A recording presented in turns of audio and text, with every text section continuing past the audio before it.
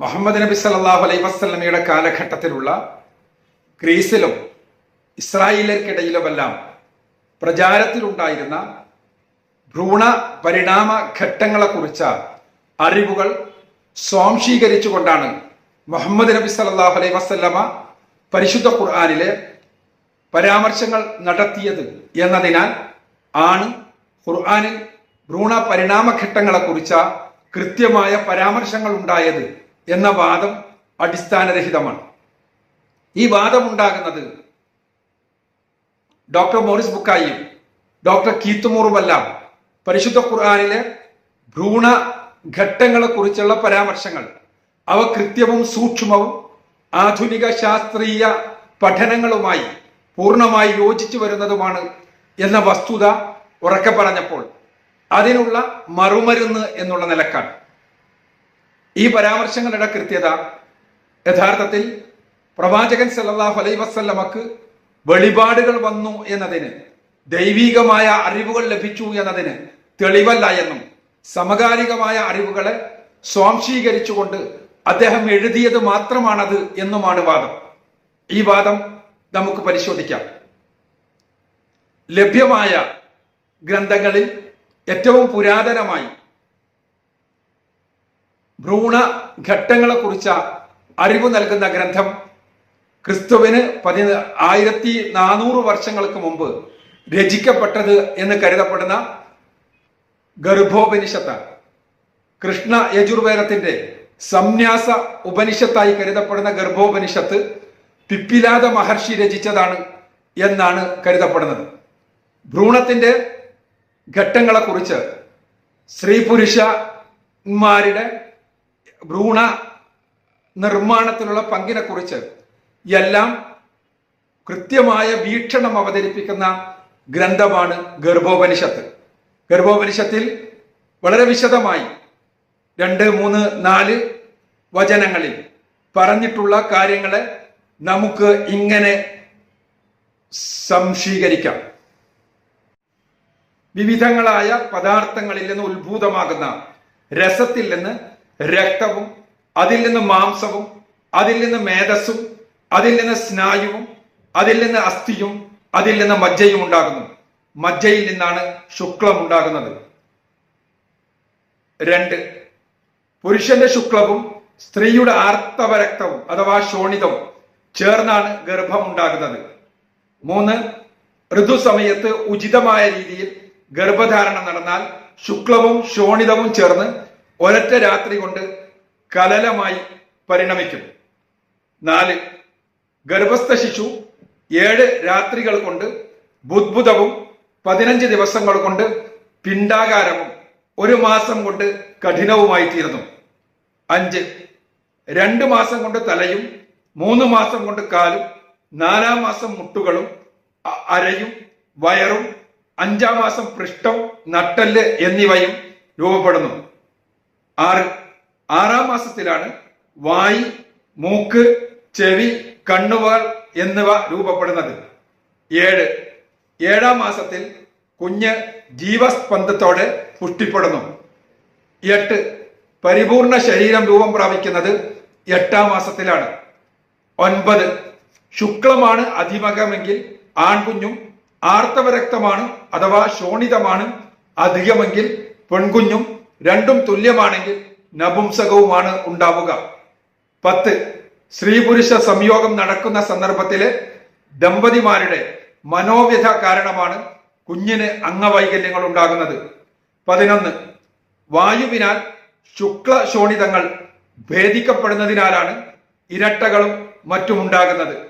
12, ജ്ഞാനേന്ദ്രിയാദികൾ ചേർന്ന് ശിശു പൂർണ്ണത പ്രാപിക്കുന്നത് 9-ാം മാസത്തിലാണ്. ഈ പരാമർശങ്ങൾ എത്രത്തോളം കൃത്യമാണെന്ന് ആർക്കും പറഞ്ഞു കൊടുക്കേണ്ടതില്ല. സ്ത്രീയുടെ ആർത്തവരക്തവും പുരുഷന്റെ ബീജവും കൂടിച്ചേർന്നാണ് കുഞ്ഞുണ്ടാകുന്നത് എന്നും അത് ഉണ്ടാകുന്ന കുഞ്ഞിന്റെ ലിംഗ നിർണയത്തിന് കാരണം എന്താണെന്നും ഓരോ ഘട്ടങ്ങൾ എന്തൊക്കെയാണ് എന്നും വളരെ വ്യക്തമായി തന്നെ പരാമർശിക്കുന്ന പിപ്പിലാദ മഹർഷിയുടെ ഗർഭോപനിഷത്തിലെ പരാമർശങ്ങൾ കൃത്യമല്ലെന്ന് ഇന്ന് നമുക്കറിയാം. ഇതിനുശേഷം പിന്നീട് ഈജിപ്തുകാരുടെ സങ്കല്പമാണ്. ഈജിപ്തുകാരുടെ സങ്കല്പപ്രകാരം പുരുഷന്റെ വിത്തും സ്ത്രീയുടെ വിത്തും കൂടിച്ചേർന്നാണ് കുഞ്ഞുണ്ടാകുന്നത് എന്ന്. എന്നാൽ ഇതിൽ നിന്ന് വ്യത്യസ്തമായിരുന്നു ഇസ്രായേലിയരുടെ സങ്കല്പം. ഇസ്രായേലിയർ എങ്ങനെ വിശ്വസിച്ചിരുന്നു എന്ന് ബൈബിൾ പഴയ നിയമത്തിൽ നിന്ന് കൃത്യമായൊരു ചിത്രം ലഭിക്കില്ലെങ്കിലും ചില സൂചനകൾ നമുക്ക് ലഭിക്കും. ബൈബിൾ പഴയ നിയമത്തിലെ ഏറ്റവും പുരാതനമായ ഗ്രന്ഥമായി മനസ്സിലാക്കപ്പെടുന്നത് ഭാഷാശാസ്ത്ര പ്രകാരം ഇയ്യോബിന്റെ പുസ്തകമാണ്, ദ ബുക്ക് ഓഫ് ജോബ്. ഇയ്യോബിന്റെ പുസ്തകത്തിലെ 10-ാം അധ്യായത്തിൽ നമ്മൾ ഇങ്ങനെ വായിക്കുന്നു. 10-ാം അധ്യായം 9 മുതൽ 11 വരെയുള്ള വചനങ്ങൾ. കളിമണ്ണ് കൊണ്ടാണ് അങ്ങ് എന്നെ സൃഷ്ടിച്ചതെന്ന് അനുസ്മരിക്കണമേ. പൊടിയിലേക്കു തന്നെ അങ്ങ് എന്നെ തിരിച്ചയക്കുമോ? അങ്ങ് എന്നെ പാലുപോലെ പകർന്ന് തൈര് പോലെ ഉറ കൂട്ടിയില്ലേ? അങ്ങ് ചർമ്മവും മാംസവും കൊണ്ട് എന്നെ ആവരണം ചെയ്തു. അസ്ഥിക്കളും സ്നായുക്കളും കൊണ്ട് എന്നെ തുന്നിച്ചേർത്തു. പാല് കട്ടിയായി തൈരുണ്ടാകുന്നത് പോലെ ശുക്ലം കട്ടിയായിട്ടാണ് കുഞ്ഞുണ്ടാകുന്നത് എന്നാണ് ഇസ്രായേലിയരുടെ വിശ്വാസം എന്ന് ഇതിൽ നമുക്ക് മനസ്സിലാക്കാം. ഇതേപോലെ തന്നെ ബൈബിളിൽ കാനോനിക ഗ്രന്ഥങ്ങളിൽ ഉൾപ്പെടുത്തിയില്ലെങ്കിലും കത്തോലിക്കർ ഉത്തര കാനോനിക ഗ്രന്ഥങ്ങളായി അപ്പോക്രിഫ ഗ്രന്ഥങ്ങളായി കരുതപ്പെടുന്ന പഴയ നിയമത്തിന്റെ ഭാഗമായി ഉൾക്കൊള്ളിച്ചിട്ടുള്ള ഗ്രന്ഥങ്ങളിൽ ഒന്നാണ് വിജ്ഞാനത്തിന്റെ പുസ്തകം, ദ ബുക്ക് ഓഫ് വിസ്ഡം. വിജ്ഞാന പുസ്തകത്തിലെ 7-ാം അധ്യായത്തിലെ 2-ാമത്തെ വചനത്തിൽ വളരെ കൃത്യമായി തന്നെ ബീജത്തിൽ നിന്ന്, പുരുഷ ബീജത്തിൽ നിന്ന് കുഞ്ഞുണ്ടാവുകയും ആ കുഞ്ഞിനെ ആർത്തവ രക്തം പരിപോഷിപ്പിക്കുകയും ചെയ്യുന്നു എന്ന പരാമർശം നമുക്ക് വായിക്കാൻ കഴിയും. ദാമ്പത്യത്തിന്റെ ആനന്ദത്തിൽ പുരുഷ ബീജത്തിൽ നിന്ന് ജീവൻ ലഭിച്ചു. 10 മാസം കൊണ്ട് അമ്മയുടെ രക്തത്താൽ പുഷ്ടി പ്രാപിച്ചു എന്നാണ് വിജ്ഞാന പുസ്തകം പറയുന്നത്. പുരുഷ ബീജത്തിൽ നിന്നാണ് കുഞ്ഞുണ്ടാകുന്നത് എന്ന ഇയ്യോബിന്റെ പുസ്തകത്തിലെ കാര്യം അതേപോലെ ആവർത്തിക്കുകയും, എന്നാൽ 10 മാസം കൊണ്ട് അമ്മയുടെ രക്തത്താലാണ്, അമ്മയുടെ ആർത്തവ രക്തത്താലാണ് കുഞ്ഞ് പുഷ്ടി പ്രാപിക്കുന്നത് എന്ന കാര്യം പറയുകയുമാണ് ഈ പുസ്തകം ചെയ്യുന്നത്. പാശ്ചാത്യ ചികിത്സാ ശാസ്ത്രത്തിന്റെ പിതാവായി അറിയപ്പെടുന്നയാളാണ് ഹിപ്പോക്രാറ്റസ്. ക്രിസ്തുവിന് 460 വർഷങ്ങൾക്ക് മുമ്പ് ജനിക്കുകയും 377 വർഷങ്ങൾക്ക് മുൻപ് മരണപ്പെടുകയും ചെയ്ത ഹിപ്പോക്രാറ്റസ് തന്റെ ഭ്രൂണശാസ്ത്ര വിവരങ്ങൾ, ഭ്രൂണ പരിണാമത്തെക്കുറിച്ചുള്ള അദ്ദേഹത്തിന്റെ വിവരങ്ങൾ അദ്ദേഹത്തിന്റെ 3 പുസ്തകങ്ങളിലായിട്ടാണ് പറയുന്നത്.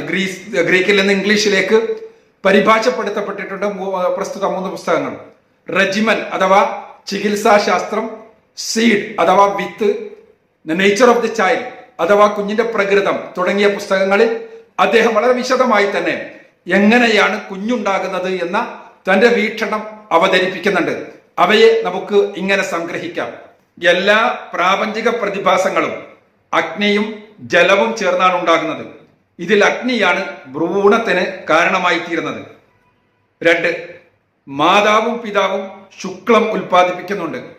ഗർഭധാരണത്തിന്റെ സമയത്തല്ലാതെ പിതാവും മാതാവും വിസർജിക്കുന്ന ശുക്ലങ്ങൾ മാതാവിന്റെ ജനനേന്ദ്രിയത്തിൽ നിന്ന് പുറന്തള്ളപ്പെടുന്നു.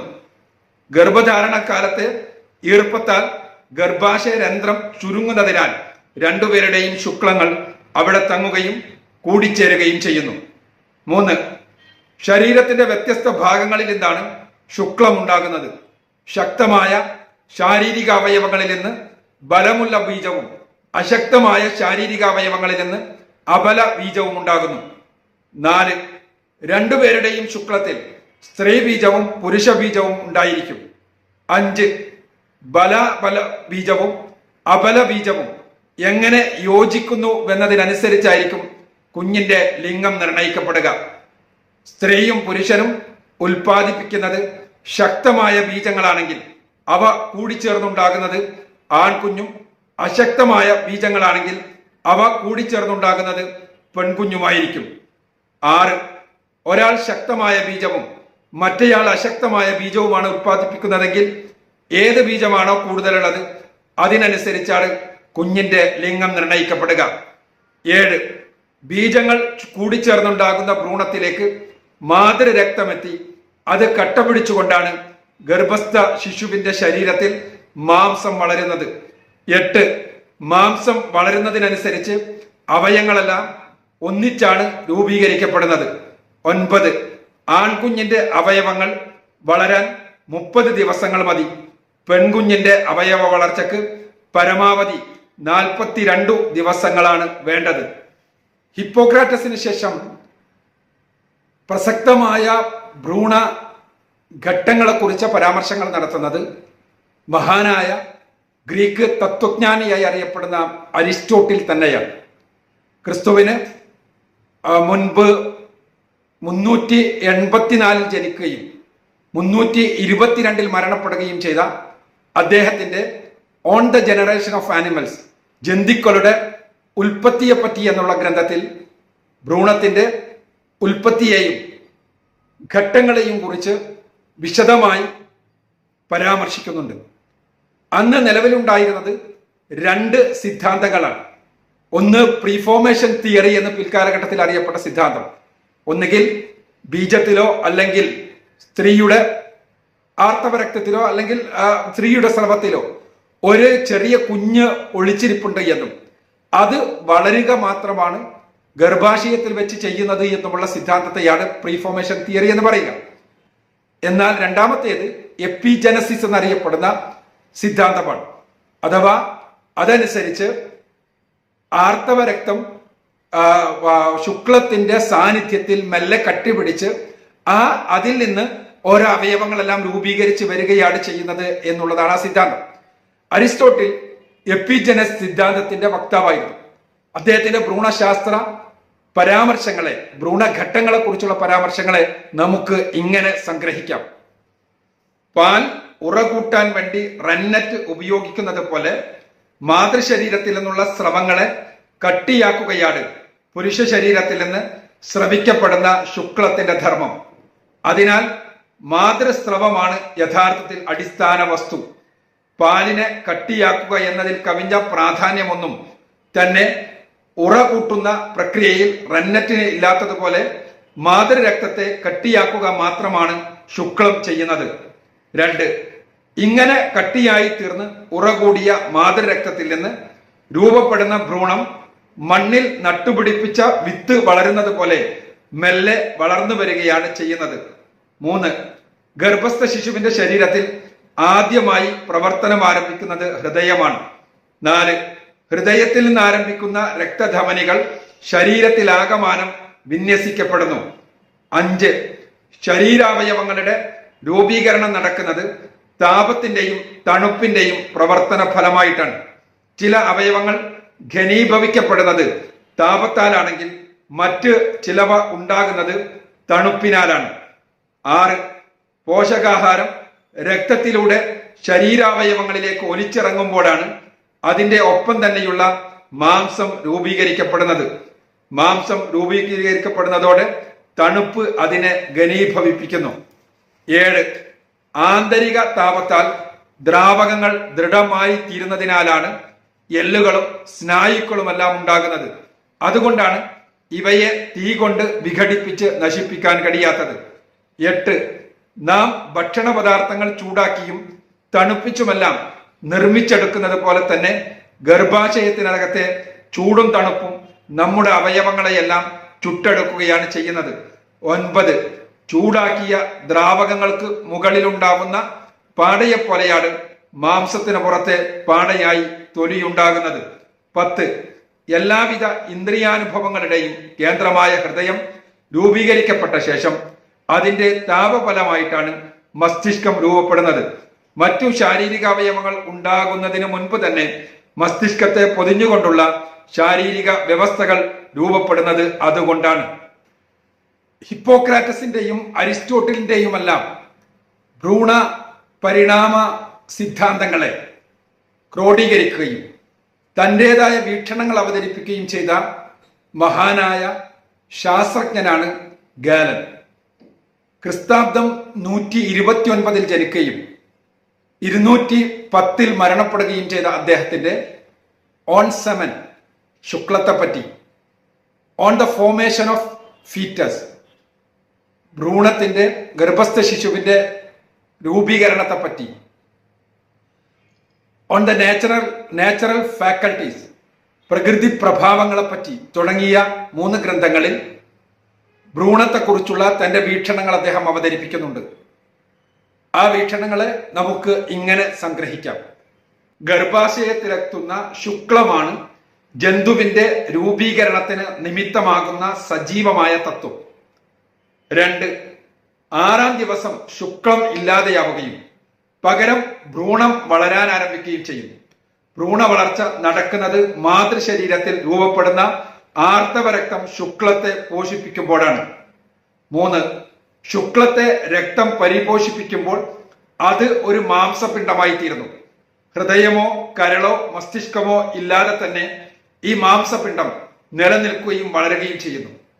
4, ശരീരത്തെ ഭരിക്കുന്ന 3 അവയവങ്ങൾ ഒരു നിഴൽ ചിത്രത്തിൽ എന്ന വണ്ണം പ്രത്യക്ഷപ്പെടുന്ന ഘട്ടമാണ് അടുത്തത്.